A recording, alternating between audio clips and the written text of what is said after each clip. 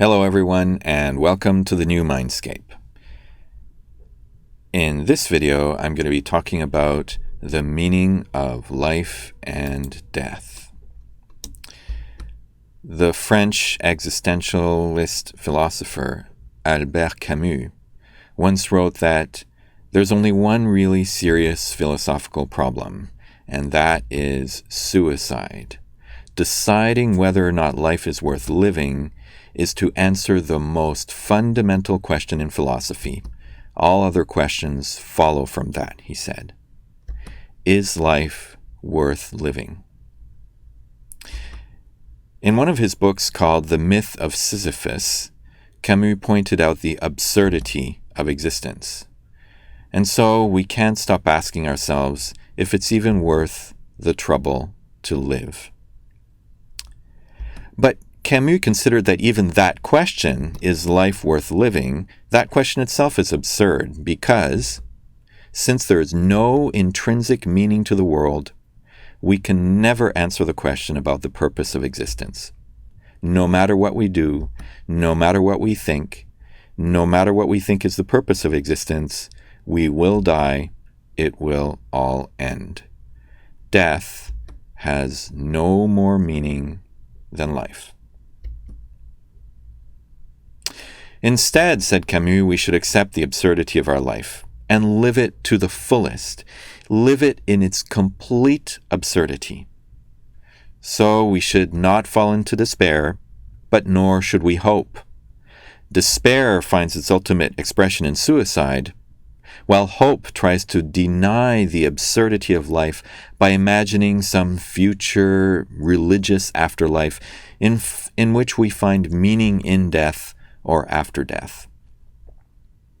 And so, says Camus, the struggle itself towards the heights is enough to fill a man's heart. We must imagine Sisyphus happy, neither giving up his meaningless task, nor trying to give it some illusory significance, but simply living every moment of his task to the fullest. Just love life, said Camus. And so he described, the breeze is cool and the sky blue. I love this life with abandon and wish to speak of it boldly. It makes me proud of my human condition. Yet people have often told me there's nothing to be proud of. Yes, there is.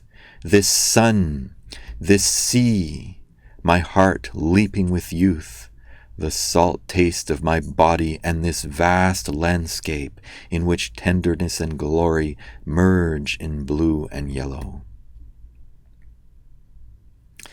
Camus especially rejected all religious conceptions of an afterlife, or of the immortality of the soul, which he considered as illusory escapades from the unavoidable absurdity of life and death.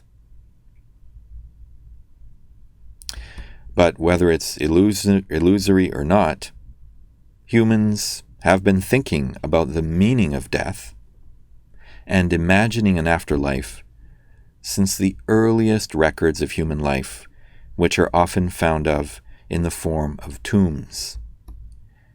Humans have buried their dead and placed objects in tombs, presumably for the dead to take along with them into the next world, for at least 100,000 years. The capacity to imagine people existing without their bodies, imagining them continuing to live after their physical death in another place or dimension, is perhaps one of the key distinguishing features of human beings, in contrast to other animal species. In most, if not all, cultures in the world, people report the dead visiting them or speaking to them in their dreams, or they feel the presence of the dead around them. Whether or not these dreams and feelings are true or just receptive imaginations, for the people concerned, they confirm their sense that the souls of the dead continue to live in another realm or dimension. One thing is for sure, your body will die. This is the truth about your body. But there's another thing. You want your life and your death to have meaning. This is the truth about your spirit. And you have the capacity to imagine yourself beyond your body, to imagine yourself beyond space and time. Making meaning or finding meaning is an essential function of your spirit. Now think about it. If your life were utterly and completely meaningless, you'd ask yourself, why even bother living?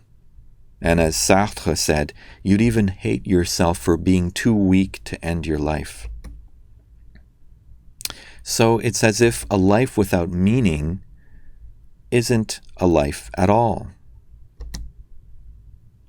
On the other hand, it's as if a life full of meaning is a true life. So if your body is alive but there's no meaning, it's as if you're already dead, like a zombie.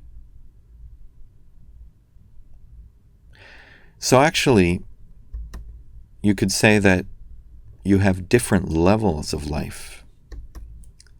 You have your physical life, which is the life of your body. You have your intellectual life, which is the life of your mind. You have your spiritual life, which is the life of your spirit. It's possible to be physically alive, but intellectually and spiritually dead. Just like an animal, a body seeking for food, shelter, and survival, but without thinking and without meaning. It's also possible to be biologically and intellectually alive, but spiritually dead. Think of someone who works in an office, using intellectual procedures to think with his mind all day, but without any meaning or purpose. And it's also possible to be biologically, intellectually, and spiritually alive, full of bodily vitality, seeking and enjoying intellectual challenges, and full of meaning and purpose. Spiritual life gives added vitality to intellectual and biological life. When you seek for meaning and purpose, your mind is eager to think about more things, to understand more things, to discover more things, and to solve more problems. With meaning and purpose, there's so many other things to do, so many more things to do in life, keeping you active and motivated to keep healthy. Now, even if you don't want to live biologically, you can't just stop living. So, Sartre complained about not being strong enough to put an end to his life. Suicide requires huge effort and willpower. And even if you don't want to live intellectually, you can't just stop thinking. And even if you don't want meaning, you can't just stop yourself from giving meaning to things around you. So in a sense, we're condemned to live biologically, intellectually, and spiritually. So even Camus decides to find meaning in the meaninglessness of Sisyphus. He makes the absurd into something full of meaning. He gives spiritual significance to the absurdity of life, and he finds spiritual joy in it. Life is flowing through you at all levels. The life of your body, of your mind, and of your spirit. The question, then, is how to channel it.